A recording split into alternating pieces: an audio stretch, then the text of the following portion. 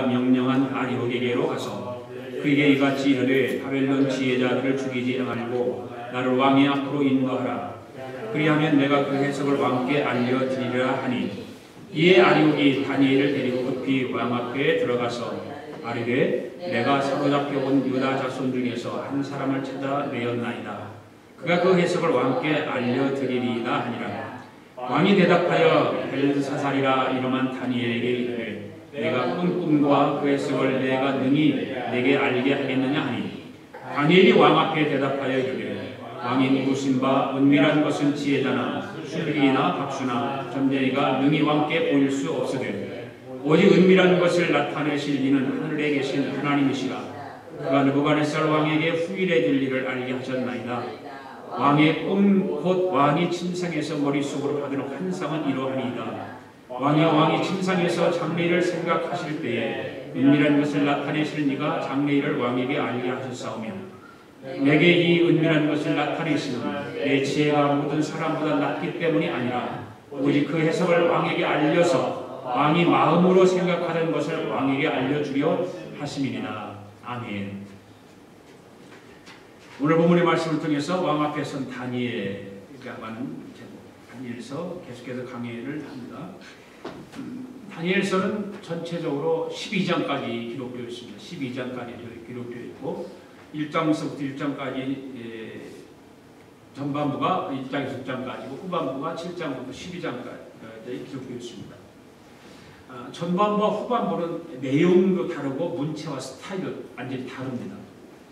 1장에서 6장의 말씀 보면 이미 일어난 일에 대해서 설명을 하고 있는 것이고요.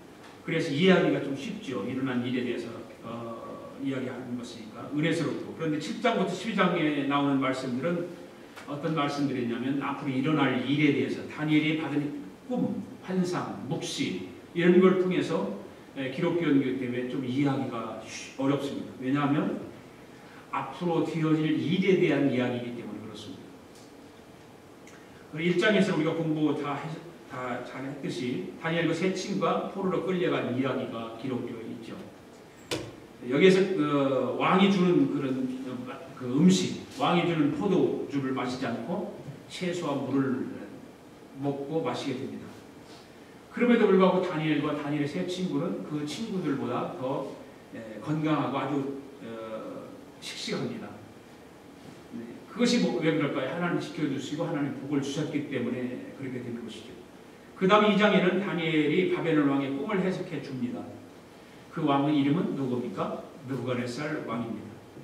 느부갓네살 왕의 꿈을 해석해 주고 그래서 느부갓네살 왕의 노염을 사서 죽게 되었던 사람들이 다니엘 덕분에 살아나는 것이죠. 3장에 보면 다니엘 세 친구가 느부갓네살 왕이 만든 금인상에 절하지 않지요. 그러다가 어디에 던져집니까? 풀무불 속에 던져지는 것입니다. 풀무불 속에. 그렇지만 하나님의 사자를 보내서 그 뜨거운 풀무불 속에서 저들을 건져내시고 구원의 역사가 기록되어 있는 것이 바로 3장의 말씀. 4장에서는 다니엘이 느부갓네살 왕의 꿈을 두 번째 해석해 주는 내용이 나오고 있어요.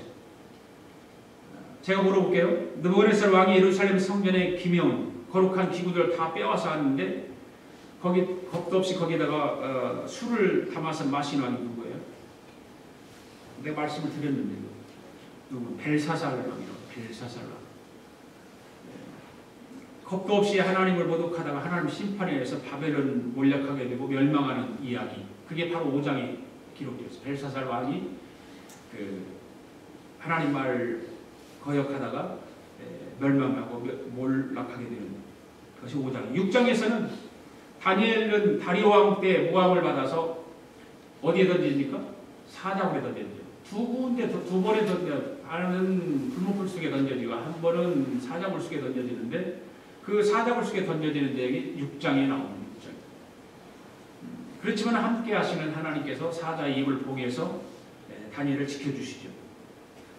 이것이 이와 같이 1장에서 6장까지 이야기가 채워져 있어서 아주 재밌어요. 영화로도 이거는 영화로도 나와 있고 다니엘의 그 영화로도 기록되어 있는 것이죠. 그리고 7장부터는 앞으로 되어질 일들이 기록되어 있죠. 7장, 8장, 9장 각 장에 한 번씩 다니엘이 받은 이상 또 그다음 묵시 그런 것들이 기록되어 있고 10장과 11장과 12장에는 네 번째 묵시가 기록되어 있고 그렇습니다. 그래서 7장과 12장에는 네 가지 받은 이상 묵시에 대해서 기록하고 있다 그 말입니다. 오늘 이 장에서 이제 24절부터 30절까지 있는 말씀인데 24절과 25절을 다시 한번 읽어볼까요? 시작. 이에 다니엘은 왕이 바벨론 지혜자들을 죽이라 명령한 아리오에게로 와서 그에게 이같이 이르되 바벨론 지혜자들을 죽이지 말고 나를 왕의 앞으로 인도하라.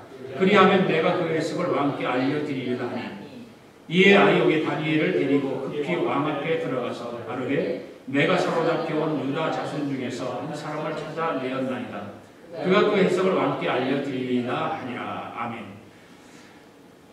여기 두 절을 지금 읽었는데 24절과 25절을 이렇게 두 절을 읽었는데 기억나세요? 읽은 거? 기억나세요? 다른 점이 뭘까요? 다른 점이 24절과 25절의 다른 점이 뭘까요?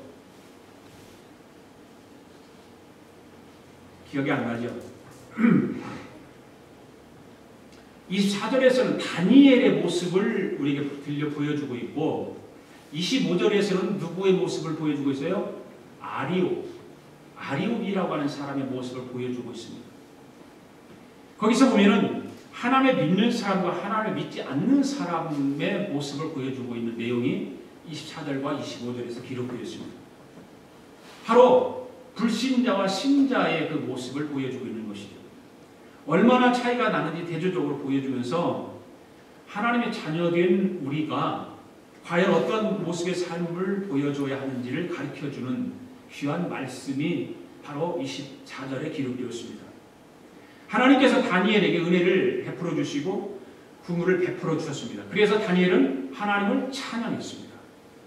하나님을 찬양했죠. 그래서 지난주에 말씀을 들었듯이 다니엘이 하나님을 찬양한 내용이 쭉 기록되어 있는 것을 우리는 볼 수 있지 않습니까? 하나님을 찬양했습니다.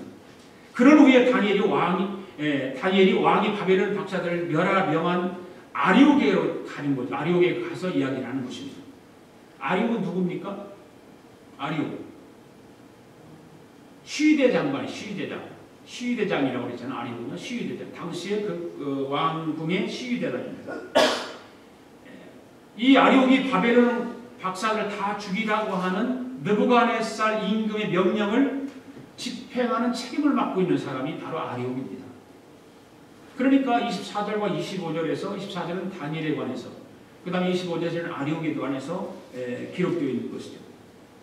자, 24절을 다시 한번 보십시오. 다 보시면 아리옥이가 뭐라고 말합니까? 그에게 이같이 이르되 바벨론 박사들을 멸하지 말고 이런 말을 누가 얘기하고 있습니까? 지금 다니엘이 그 아리옥에게 말합니다. 바벨론 지혜자를 죽이지 말라는 거예요. 그렇게 말을 하고 있습니다. 그 말은 무슨 말이냐면 불쌍히 여기라 그 말입니다. 불쌍히 여기라는 말입니다. 다른 사람의 생명을 불쌍히 여기는 마음, 다니엘에게 그런 마음을 가지고 있었죠. 지금 자기도 죽게 생긴 그런 상황 가운데서도 하나님께서 다니엘에게 지혜를 주시고 은혜를 베풀어 주셔서 다니엘로 하여금 그 꿈을 알게 하고 꿈을 해석하게 하고 그렇게 하는 거죠. 그래서 다니엘은 그 꿈을 알지도 못하고 해석도 하지 못하는 그 바벨론 그 박사들, 유명한 꿈 해석자들, 마술가들, 뭐 하여튼 여러 가지 그런 사람들을 다 불러다놨고 느부갓네살 왕이 그걸 알려고 했지만 알 수가 없었습니다. 죽이라고 명령 내린 거예요. 그런데 다니엘은 바벨론 그들을 멸하지 말라고 그렇게 말합니다. 참 마음이 아름다운 마음입니다. 정말 그리스도인으로서의 가져야 하는 마음. 얼마나 아름다운 마음입니까? 그러면서 뭐라고 그래? 나를 왕 앞으로 인도하라. 그리하면 내가 그 해석을 왕께 보여드리라. 그렇게 말하고 있잖아요. 나를 왕 앞으로 인도하라. 그리하면 내가 그 해석을 왕께 알려드리겠다. 내가 왕의 꿈과 해석을 알기 때문에 더 이상 이제 그 바벨론의 박사들을 죽이지 말라는 것입니다. 이 내용을 보면서 바로 하나님을 믿는 백성들이 어떤 모습을 가지고 살아야 되는가를 알 수가 있죠. 하나님의 백성들, 예수 그리스도인으로서 살아가는 예수님의 제자로서 살아가는 우리의 삶이 어떤 것인가를 말해주고 있는 다니엘이 제일 먼저 하나님께 감사 찬송을 드렸습니다. 그렇죠? 그리고 하나님을 앞세우고 하나님 제일주의로 살았습니다. 다니엘은 철저하게 하나님 제일주의, 하나님을 내 삶의 가장 우선으로 두고 하나님을 신뢰하는 그런 신앙인으로 살아갔습니다. 그러면서 나보다 다른 사람을 먼저 생각하는 그런 다니엘의 그 삶. 다니엘은 지금 똑같이 다른 사람들과 지금 포로로 잡혀온 사람입니다. 포로로 잡혀왔음에 불구하고 그 어려운 환경 속에서도 그리스도인으로서 바르게 살아가는, 하나님만 바라보고 하나님만 신뢰하면서 살아가는 그 모습을 우리는 다니엘서를 통해서 깨닫게 되죠. 환경에 지배받지 않는다는 거예요. 하나님의 사람은, 하나님을 신뢰하는 사람은, 정말 믿음으로 살아가는 사람들은 환경에 지배받지 않고 오직 하나님만 바라보고 살아간다고 하는 것을 깨닫게 되는 것입니다. 24절에는 다니엘의 그 모습을 우리에게 잘 설명해 주고 있고, 25장은 하나님을 믿지 않는 어리석은 아리옥의 모습을 우리에게 보여주고 있는 거예요. 아리옥의 모습은 어떤 것입니까? 25절에 보면 뭐라고 그랬나요? 25절 다시 한번 읽어볼까요? 시작. 이 아리옥이 다니엘을 데리고 급히 왕 앞에 들어가서 아뢰되 내가 사로잡혀 온 유다 자손 중에서 한 사람을 찾아내었나이다. 그가 그 해석을 왕께 알려드리이다. 잘 보시면 25절의 말씀을 보면 아리옥은 어떤 사람인가? 아리옥의 모습을 우리에게 어떤 모습을 보여주고 있는가를 볼 수가 있죠. 24절과 25절의 말씀에서 차이점이 무엇입니까? 하나님의 사람과 하나님의 사람이 아닌 세상 사람과의 차이점이 무엇인가를 대조적으로 보여주는 말씀입니다. 다니엘이 자기에게 은혜를 베풀어 주시고 긍휼을 베풀어 주신 하나님께 정말 찬양을 하고 감사를 했습니다. 그런 후에 다니엘이 왕이 바벨론 박사들을 멸하라고 한 명한 그 아리옥으로 가서 그렇게 이야기를 합니다. 아리옥이 누굽니까? 아리옥은 관직에 있는 사람. 그렇죠? 관직에 있는 사람이라고 했습니다. 그래서 25절은 하나님 믿지 않는 아리옥의 모습을 보면서 거기서 25절에서도 보면 24절에도 첫 번째 말이 이에 그렇게 말하고 있고 25절에서 이에 그렇게 말하고 있죠. 이에라는 말로 시작합니다. 그래서 아리옥에게 다니엘이 찾아와서 내가 왕의 꿈과 해석을 알았습니다. 알았다고 얘기합니다. 그러면서 어떻게 합니까? 급히 왕 앞에 들어가 말하죠. 그 왕 앞에 들어가서 이야기를 하는 거예요. 왕 앞에 들어가서 몇 가지 추측, 왕 앞에 들어가서 이제 몇 가지 추측을 우리가 생각해 볼 수가 있는 것은 뭐냐면, 지금 왕이 꿈 때문에 번민하고 고민하고 잠 못 이루지 못하는 왕을 생각하는 그런 왕을 생각할 수 있는 거예요. 지금 왕 앞에 급히 들어갔습니다. 자세한 내용은 나와 있지 않습니다만은 추측이 그런 거예요. 왕이 참 상당히 지금 번민하고 있는 거예요. 꿈 때문에 지금 고민에 빠져 있는 것입니다. 또 죽어가는 어떤 불쌍한 바벨론 박사의 생명을 하나라도 구하기 위해서 급한 마음에 지금 하나님 앞에 왕 앞에 들어갈 수 있어요. 왜 급하게 들어갔을까? 그런 거예요. 또 한 가지 가능성을 생각해 볼 수 있는 것은 2장 6절에 가서 보면 왕이 약속한 그 선물, 그다음 상, 어떤 영광 그런 것이 있었잖아요. 꿈을 해석해 주면, 꿈을 알려주면 내가 많은 상을 베풀 것이고 또 영광을 차지하게 해줄 것이다, 선물을 줄 것이다 라고 하는 그 자기 어떤 공명심, 왕의 인정을 받기 위해서 그랬을 수도 있다 그 말이에요. 그래서 급하게 지금 들어갔습니다. 급히 왕 앞에 들어가서 구하는 첫 마디가 뭡니까? 지금 25절에서 뭐라고 지금 급하게 들어가서 뭐라고 그래? 급히 왕 앞에 들어가서 아뢰되 뭐라고 말해요? 내가라고 하는 거예요. 내가. 다니엘과 아리옥과 다른 것이 바로 그거예요. 다니엘은 절대 내가라고 하는 말을 안 씁니다. 쓰지 않았습니다. 전부 하나님. 나중에 보십시오. 다니엘이 어떻게 했는가? 하나님께서 꿈을 알게 해주셨다 그렇게 말을 하거든요. 근데 아리옥은 내가 사로잡아왔다 그렇게 이야기합니다. 내가 사로잡아. 지금 그 왕 앞에 급하게 들어가서 여러 가지 우리가 상상을 해봤잖아요. 자기 어떤 우쭐함, 자기의 이름을 좀 왕이 좀 인정해주고 자기를 좀 더 높은 자리로 좀 올려주기를 원하고 자기가 그렇게 했다는 거예요. 자기가 그렇게 했다는 거예요. 자기가. 이것이 바로 믿음의 사람이 아닌 생각들이겠죠. 그렇죠? 믿음의 사람이 아닌 사람들의 세상 사람들의 어떤 욕심에 빠져있는 사람들의 생각일 가능성이 많죠. 우리가 잘 아는 유명한 우화가 하나 있지 않습니까? 큰 연못에 개구리들이 많이 모여 살고 있어요. 하루는 기러기가 그 우회를 지나가다가 개구리들이 많이 노는 데서 어떻게 기러기가 거기 내려 앉았습니다. 그래 개구리 한 마리가 기러기에게 다가가서 기러기에게 가서 얘기해요. 내 소원을 좀 하나 들어달라고. 그래 기러기가 묻습니다. 무슨 소원인데 말해봐. 그러니까 개구리가 하는 말이 나도 너처럼 하늘을 좀 날아왔으면 좋겠다 라고 기러기한테 이야기합니다.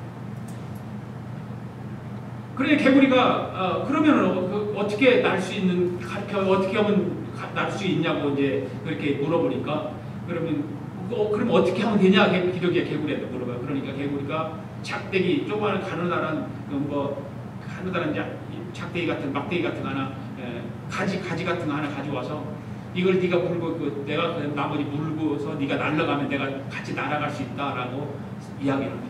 그럼 괜찮다고. 그래 기러기가 그 가지를 물고 개구리도 그 가지 끝에 물고서 하늘을 날아가기 시작합니다. 그 개구리 있는 동네에서 비행기 기러기가 돌보는 거예요. 그러니까 밑에 있는 개구리들이 하늘을 나는 개구리를 보고 부러워서 죽으려고 그러는 거예요.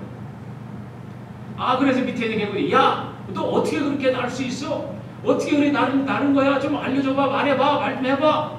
그러니까 하늘을 나는 개구리가 아주 어깨가 으쓱해지는 거예요. 그러니까 자랑하고 싶잖아요. 자랑하고 싶으니까 개구리가 이야기하는 거예요.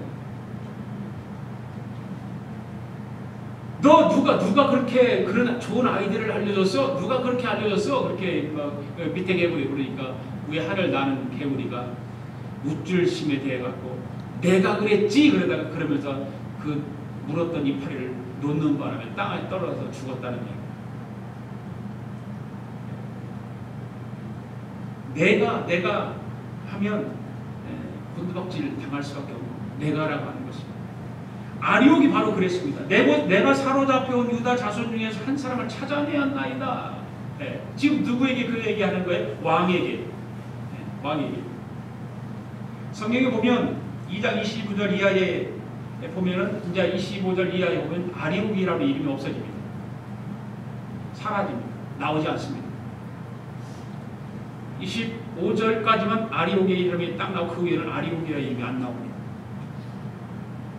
그래서 안 나올 수도 있겠지만 하여튼 내가 사로잡아 왔다라고 그 얘기를 하고 난 이후에 아리옥의 이름은 나오지 않습니다.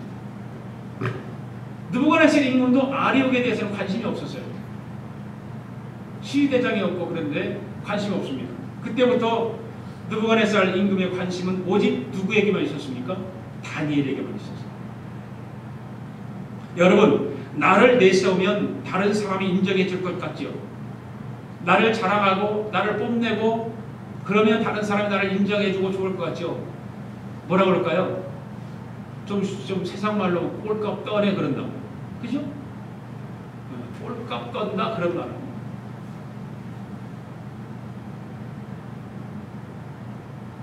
하늘을 나는 개구리가 자기 자랑하다가 그 이파리를 떨어뜨리는 바람에 허리가 부러진 것처럼 우리는 다니엘처럼 하나님 제일주의, 하나님 언제나 앞세우고 나보다 다른 사람을 먼저 생각할 수 있는 사람들이 되어야 될 줄로 믿습니다.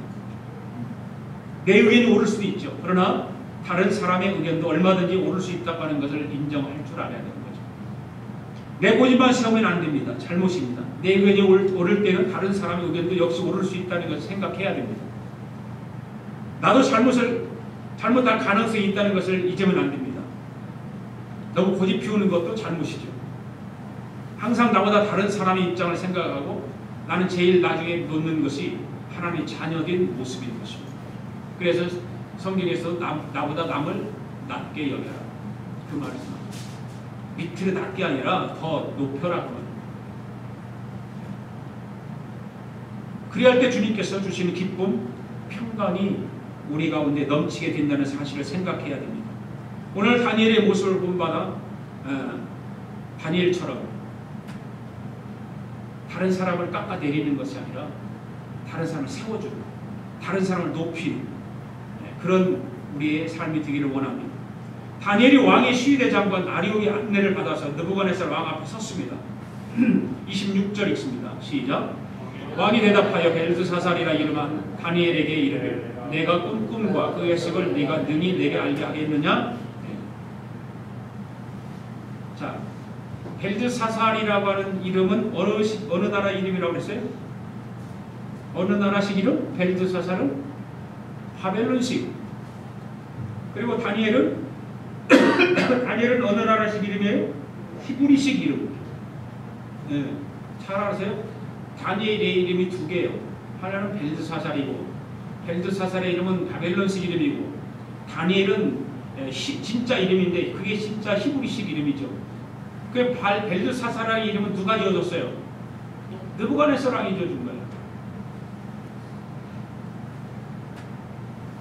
그 느부갓네살 왕 그 밑에 있던 환관장 아스부나라고 하는 사람이 그 다니엘을 벨드사살이라고 이렇게 이름을 지어줬죠. 그래야 왕 앞에 가서 이제 일을 할 수 있기 때문에. 벨드사살이라고 하는 이름의 뜻은 무엇이라고 그랬죠? 벨드사살이라고 하는 이름, 벨이라고 하는 그 미신이에요. 신. 벨이라고 하는 신이 그 이름을 따서 벨신이 그의 생명을 보호하신다. 그러니까 그 바벨론의 그 신이 다니엘을 보호해준다. 그런 뜻을 가진 벨드사살, 벨이라고 하는 신의 이름을 따서 이렇게 만드는 것이며, 다니엘의 이름인 뜻은 무엇입니까? 하나님 나의 법관이시다. 다니엘서를 공부하면서 그것만 딱 알아도 많이 배우는 거죠. 하나님은 나의 법관이시다.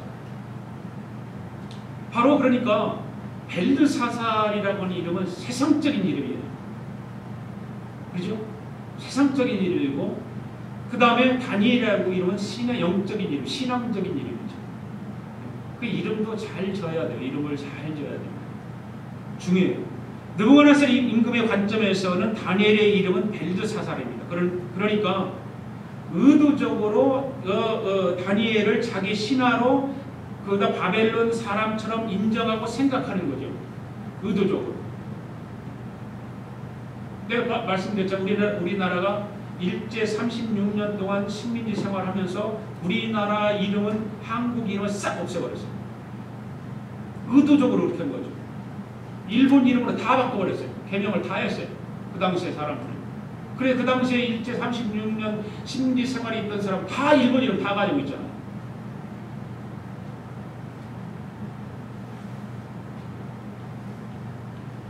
바로 이 느부갓네살 임금도 다니엘의 이름을 벨드사살에 붙여서 했는데 의도적으로 자기 신하로 바벨론의 사람으로 인정하고 생각하기 위해서 바꾼 거예요. 완전히 그러니까 바벨론 사람을 만들기 위해서 그렇게 만드는 것이죠. 그러나 다니엘의 관점에서 보면, 다니엘서를 기록한 저자의 관점에서 다니엘의 이름은 무엇입니까? 어디까지나 다니엘입니다. 그냥 다니엘이에요. 그래서 계속 보면 다니엘이라고 이름이 나오죠. 벨드사살이라고 이름 나오는 것이 별 몇 번 안 돼요. 거의 다니엘이라고 하는 이름이 계속 나오는 거예요. 그래서 27절에 보면 벨드사살 왕 앞에 대답하여 이르되가 아니라 다니엘이 왕 앞에 대답하여 이르되 그렇게 말하고 있어요. 27절에 보십시오. 27절에 보면 다니엘이 왕 앞에 대답하여 이르되 그렇게 말하잖아요. 벨드사살이 왕 앞에 대답하여 이렇게 말하잖아요. 그러니까 다니엘의 입장에서는 당신이 나를 벨드사살이라고 불러도 내 이름은 어디까지나 다니엘이 벨드사살이 아니라 다니엘이라는 사실이에요. 그렇게 말하고 있는 거예요. 얼마나 당당합니까? 그렇잖아요. 지금 포로로 끌려가서 느부갓네살 왕 앞에, 임금 앞에 있는데 얼마나 당당합니까? 하나님의 사람으로서 어떤 환경에 지배받지 않고 어떤 권위에 눌리지 않고 하나님의 사람으로 당당한 거. 자, 26절 다시 한번 읽어볼까요? 시작. 왕이 대답하여 벨드사살이라 이름한 다니엘에게 이르되 네가 꾼 꿈과 그 해석을 내가 능히 내게 알게 하겠느냐? 지금 왕의 관심사는 뭡니까? 다니엘이 어떻게 생겼는가 그 관심이 없어요. 얼마나 잘생겼고 얼마나 열심히 훈련을 잘 받고 있는 그런 관심이 아닙니다. 왕의 관심사는 오직 한 가지죠. 뭡니까? 자기가 꾼 꿈에 대한 거예요. 꿈이 무엇인가? 내용이 무엇인가? 그리고 그 꿈을 어떻게 그 해석이 내용이 무엇인가를 알고 싶어하는 것입니다. 그래서 다니엘을 보자마자 단도직입적으로 말하는 거예요. 자기의 관심을 보는 거죠. 내가 꾼 꿈과 그 해석을 네가 능히 내게 알게 하겠느냐 물어보죠. 그것 때문에 잠이 안 오는 거예요. 지금 이 왕은 느부갓네살 왕은 지금 잠이 오지 않는 거예요. 과연 네가 능히 내게 알게 하겠느냐? 아직도 지금 이 느부갓네살 왕은 뭐 확신도 없을 뿐더러 누구한테 뭐 들어본지도 않았으니까. 그러니까 27절에서 다니엘이 뭐라고 말합니까? 시작. 다니엘이 왕 앞에 대답하여 이르되 왕이 물으신 바 은밀한 것은 지혜자나 술력이나 박수나 점쟁이가 능히 왕께 보일 수 없으되 이렇게 말합니다. 네가 할 수 있느냐고 물었을 때 다니엘이 내가 할 수 있나이다라고 했습니까? 27절에 보시죠. 그런 말 전혀 없죠. 전혀 없어요. 내가 할 수 있습니다 라고 말하지 않습니다. 아까 25절에서 거기에 누가 거기 내가라고 하는 누가 그랬다고 그랬죠? 아리옥이라고 하는 사람과 다른 거죠. 거기서는 아리옥은 내가 얻었다. 내가 데리고 왔다. 이 사람을 잡아왔다. 이렇게 이야기했어요. 얻었다. 그 내가라고 하는 것을 앞세웠습니다. 그 믿음의 사람과 믿음의 사람이 아닌 것과 차이가 바로 그것입니다. 믿음의 사람은 나를 절대 앞세우지 않습니다. 그러나 믿음의 사람이 아닌 사람들은 나를 앞세우는 것입니다.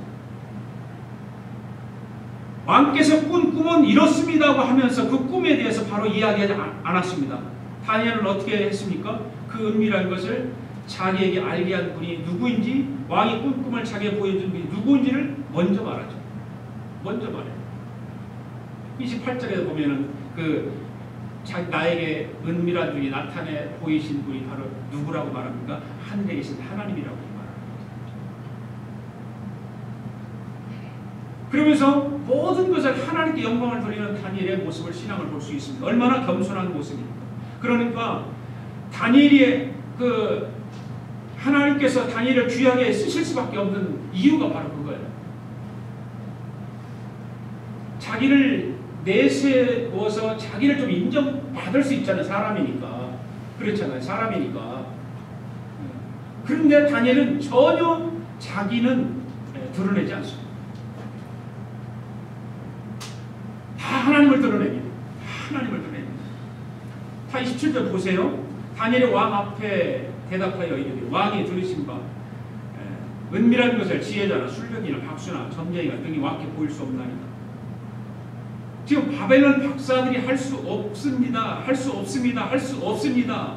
이렇게 말을 하고 있잖아요. 할 수 없다라고. 그 말이 맞다는 얘기. 할 수 없다. 바벨론의 박사들은 절대 이건 할 수 없는 것이다. 그러면서 무슨 의도를 가지고 이런 말을 하냐면 다니엘이 지금 바벨론의 그 박사들의 술객들 이런 사람들이 편에서 얘기해 주는 거예요. 이 사람들을 살려주고 싶은 마음이 생긴 거죠. 그래서 이 사람들 편에서 이런 이야기를 지금 하고 있는 것입니다. 그래서 그들의 생명을 건질 수 있도록 왕이 박사들을 죽이지 못하도록 은연중에 그들의 편에 서서 그들을 보호하면서 이야기하고 있는 거예요. 그 하나님의 지혜, 하나님께서 은혜를 베풀어 주시니까 그 다니엘의 마음속에 이런 마음까지 갖게 해주시는 것입니다. 그리고 나서 28절 보십시다. 시작. 오직 은밀한 것을 나타내신 이는 하늘에 계신 하나님이시라. 그가 느부갓네살 왕에게 후일에 된 일을 알게 하셨나이다. 왕의 꿈 곧 왕이 침상에서 머릿속으로 받을 환상은 이러하니이다. 할렐루야. 사람은 할 수 없지만 하나님은 할 수 있다는 것을 가르쳐주고 있는 것이죠. 믿습니까? 내게 능력 주시는 자에서 내가 모든 것을 할 수 있다, 할 수 없다? 할 수 있다. 아무리 어렵고 힘들어도 낙심하지 마십시오. 포기하지 마십시오. 좌절하지 마십시오. 해결해야 할 문제가 내 능력 밖에 있다는 할지라도 하나님은 하실 수 있어요. 내 능력 밖에 있어요. 모든 것이. 그러나 하나님은 할 수 있어요. 아무리 어려운 문제가 태산 같다 할지라도 하나님의 능력은 그보다 크다는 사실을 믿으십시오. 그러므로 두려워하거나 낙심할 필요가 없습니다. 눈을 들어서 하늘을 바라봐야 되죠. 하늘에 계신 전능자를 바라봐야 되죠. 하나님이 계시다는 사실을 잊지 말기를 바랍니다. 우리 믿는 사람은 생과 사를 가름하는 위기 속에서도 두려워할 필요가 없습니다. 왜 그렇습니까? 하나님이 함께 하시기 때문입니다. 믿습니까? 하나님이 함께 하시니까. 하나님이 나와 함께 하시니까 두려워할 필요가 없습니다. 눈을 들어서 하늘만 바라보기만 하면 우리를 도우시는 분은 하나님이시죠. 다니엘을 보십시오. 그런 위기와 그런 어떤 억압과 환경의 두려움과 어떤 그런 자기도 알지 못하는 그런 것도 있을 거 아니에요. 두려움, 억압 이런 것들, 압박해오는 것들. 그런데 다니엘은 하나님만 바라보았다는 거예요. 그 가운데서도. 그러니까 하나님께서 지혜를 주시고 은혜를 베풀어 주셔서 모든 것이 합력하여 선을 이룰 수 있는 길로 인도하시는 거예요. 네. 다니엘은 자기에게 능력이 있어서 왕의 꿈을 안 것이 아니라는 것을 지금 밝혀주고 있는 거 아니에요. 네. 하나님께서 자기에게 그 은밀한 것을 보여주셨다라고 말하고 있지 않습니까? 네. 내가 그렇게 했다라고 전혀 얘기하지 않습니다. 모든 영광을 하나님 한 분에게만 돌리고 있습니다. 그러니까 하나님께서 다니엘을 사랑하지 않을래야 않을 수가 없는 거예요.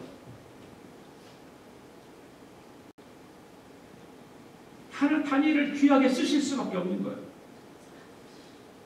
그러니까 사자굴 속에 들어가서 풀무불 속에 들어가서도 하나님께 보호해 주시고 사자굴 속에 들어가서도 사자를 하나님 보호해 주시는 거 아니겠습니까?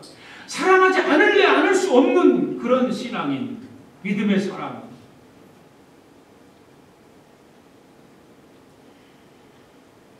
(28절) 계속 보십시오. 그가 느부갓네살 왕에게 후일에 된 일을 알게 하셨나이다. 왕이 곧 왕이 침상에서 머릿속으로 받은 환상이 이러합니다. 지금 그래서 이제 왕의 꿈에 대해서 설명을 시작하는 거예요. 그토록 이 느부갓네살 왕은 그 꿈 때문에 미치겠는 거예요. 미치겠는 거예요. 기억날 것 같은데 나지 않는 거예요. 도대체 이게 무슨 분명한 뭔 일이 있을 것 같은데 그래서 박사들을 불러다놓고 술객들을 불러다놓고 그 꿈에 대해서 알려고 몸부림쳤는데 그 바빌론의 사람들 그렇게 이름 높은 잘 알려진 술객들 박사들 불러다가 알아보려고 했지만 알 수가 없는 것입니다. 그게 다니엘이라고 하는 사람이 그걸 이제 알게 하는 거예요. 그게 다니엘이 임금 앞에 서 있는 거 아닙니까? 다니엘은 자기에게 은밀한 것을 보여주신 이가 누구니를 왕이 분명히 밝힘으로 인해서 그 믿지 않는 느부갓네살 이방인 느부갓네살 왕 앞에서 하나님의 영광을 드러내고 있는 거예요. 할렐루야. 우리는 그럴 수 있을까요? 그런 사람들 앞에서 하나님의 영광을 이렇게 드러낼 수 있을까요?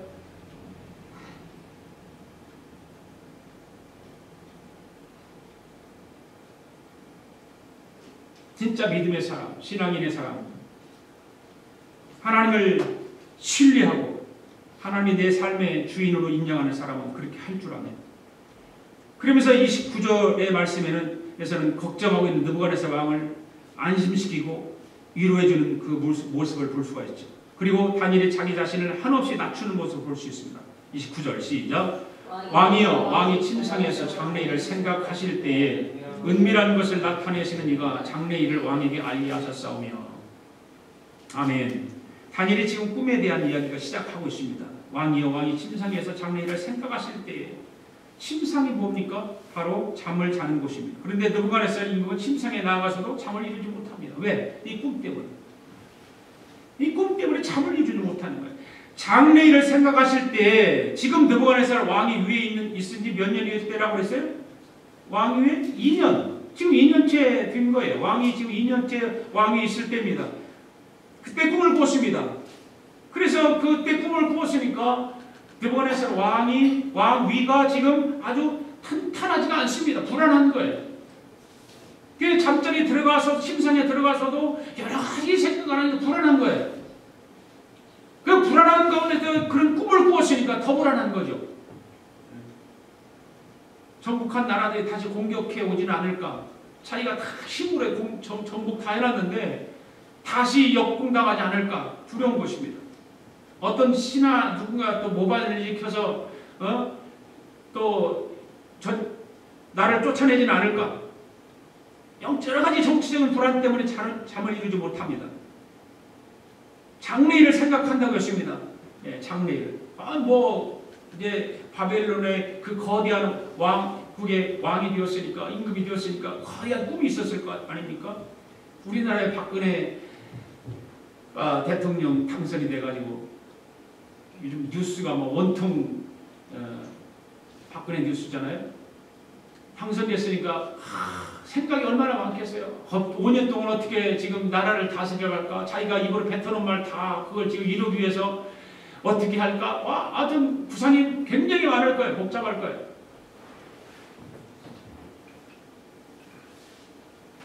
장래일을 지금 생각한다고 해요. 세상 여러 나라의 운명이 어떻게 될까?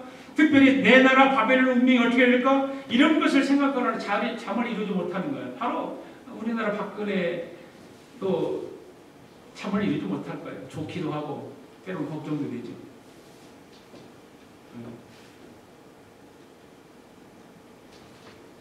그런데 다니엘은 지금 뭐라고 말합니까? 은밀한 것을 나타내시는 이가 라고 이렇게 말하고 있습니다. 그 은밀한 것을 나타내는 이가 누굽니까? 하나님이시죠. 하나님께서 장래 일을 왕에게 지금 알게 하셨사오며 그렇게 말하고 있습니다. 무슨 말입니까? 하나님께서 왕의 마음속에 있는 소원을 아시고 왕의 소원을 이루어 주셨나이다라고 말하는 거예요.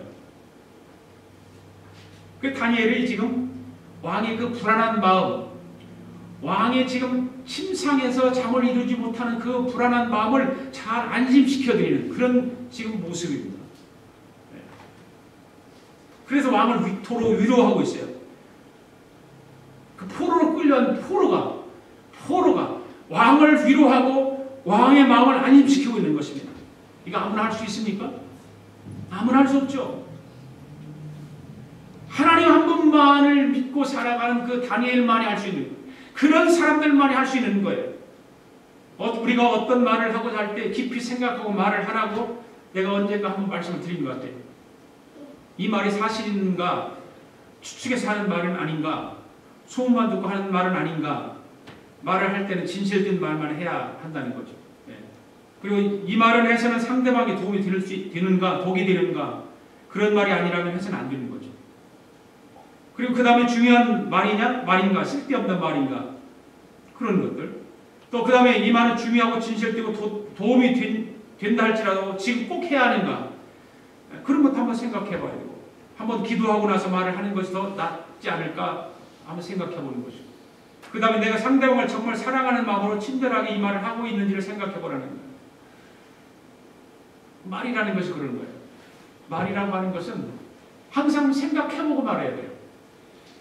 그냥 막 하는 것이 아니라 그냥 상대방의 이 말이 도움이 되는가 안 되는가. 나는 괜찮은 것 같은데도 상대방은 안 그럴 수 있잖아요. 그렇죠? 그렇더라고요. 우린 제 집사람은 저 집사람하고 얘기를 하다 보면 나보고 그런 말을 왜 하냐는 거예요. 나는 괜찮은 것 같은 게 한 거거든요. 그런데 여기서는 아니에요. 그런 말을 하면 안 된대요. 그런 거예요. 그러니까 하여튼 중요한 말은 서로 부부지간에도 이야기해보고 이 말을 해야 되느냐 안 해야 되느냐. 그래서 말을 종합해서 하는, 혼자 하는, 하나님이 영감 내려서 하는 말 혼자도 괜찮지만 세상 속에서 사람들과 사람들 사이에 주고받고 말할 때는 좀 생각해보고 같이 의논해서 말하고 그러는 거 참 좋을 것 같아요. 그러니까 모든 대통령도 그렇고 다 어떤 중요한 말을 할 때는 회의를 해가지고 거기서 말을 결집해가지고 이렇게 발표하고 써서 발표하고 그러잖아요. 그대로. 그런 거죠.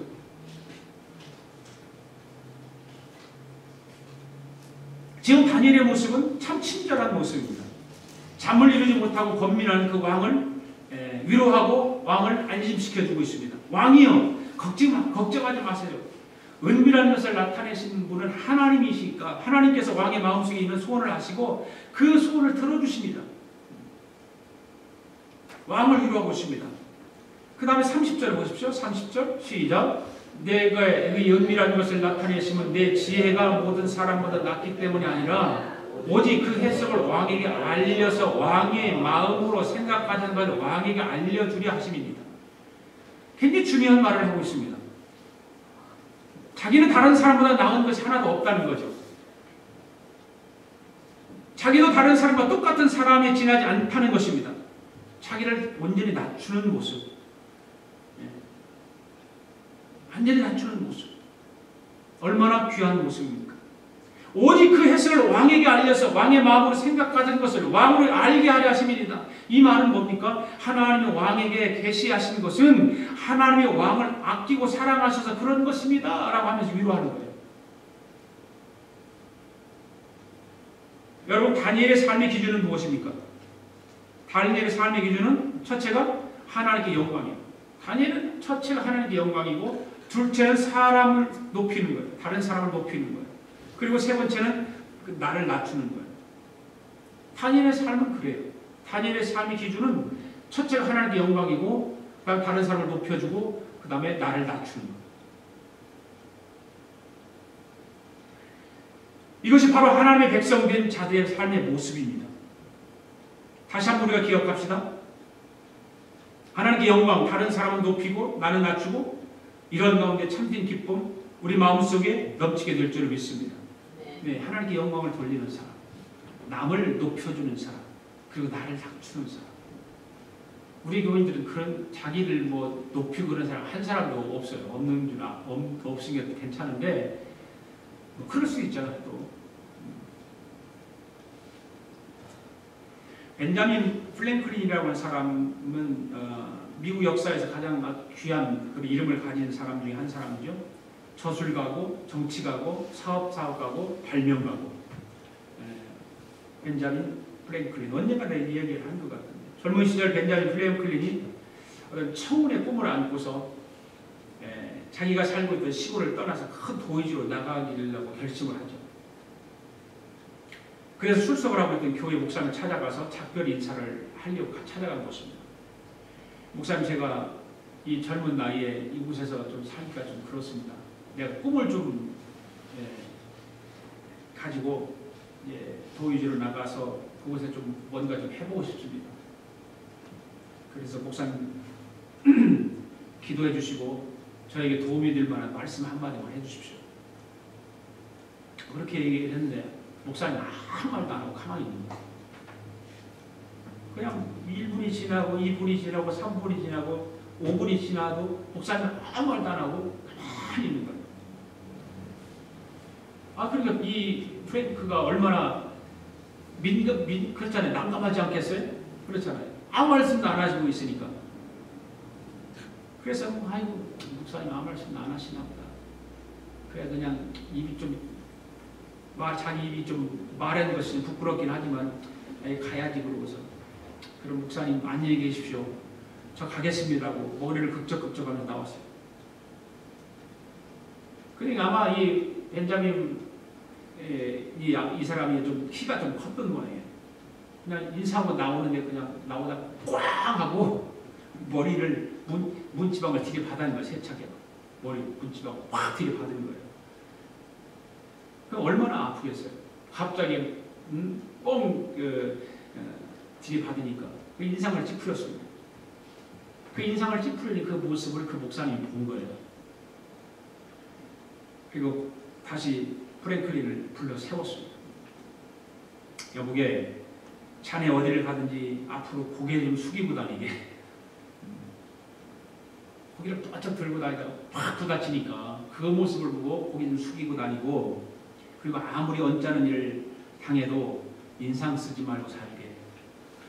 이 두 가지만 명심하고 살아가면 자네는 분명히 성공할 것이네. 그때서야 그 목사님이 그 모습을 보고 두 가지 이야기를 해줬다는 거예요. 그래서 프랭클린이 목사님이 주신 두 가지 그 말씀을 마음에 깊이 새겼습니다. 좌우명으로 삼았습니다. 그래서 어디를 가든지 항상 먼저 고개를 숙이고 그리고 겸손하게 살자, 그런 마음가짐을 가진 거예요.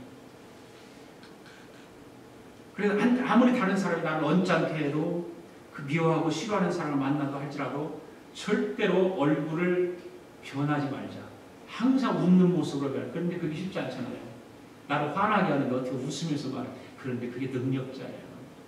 여러분들도 어디 가서 사회생활 하면서 나를 화나게 해도 얼굴 표정 변하지 않도록 훈련하세요. 정말 그거는 꼭 해야 돼, 이 사람이.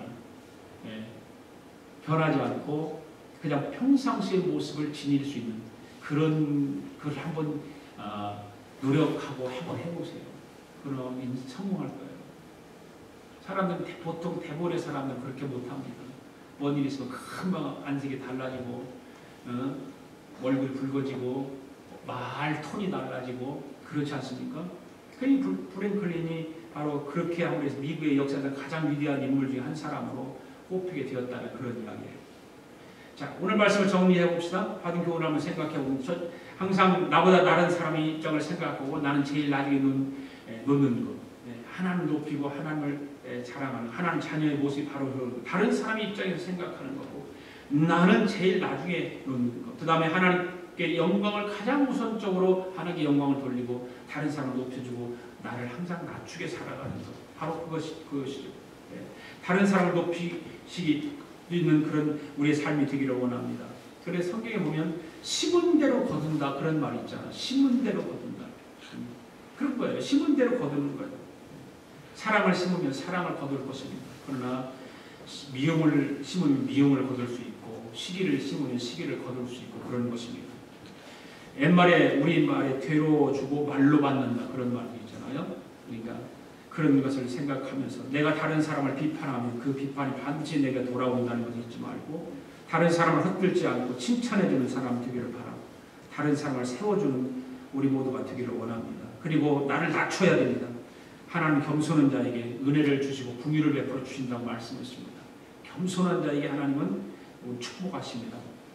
오늘 이 밤도 겸손하게 우리의 삶을 돌아보면서 나를 돌아보면서 나는 어떤 삶을 살았는가 나는 앞으로도 어떻게 살기를 원하는가 이를 생각하면서 오늘 말씀 묵상하면서 우리가 풍성으로 다시 한번 하나님 앞 기도하기를 원합니다. 같이